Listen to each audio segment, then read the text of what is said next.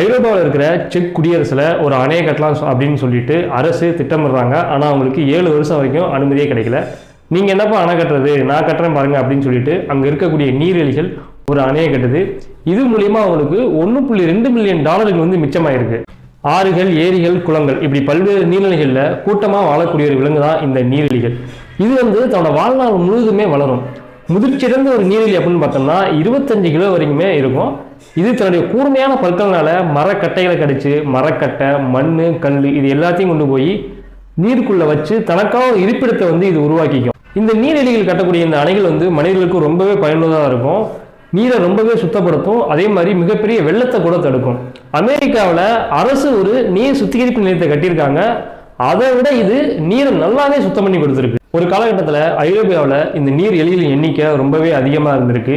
இதோட ரோமத்துக்காக இதை வேட்டையாடுறதுனால இதோட எண்ணிக்கை இப்போ கணிசமாக குறைஞ்சிக்கிட்டு தான் இருக்கு. இயற்கை பொறியாளர்கள் அப்படின்னு இந்த எலிகளை கொண்டாடுறாங்க.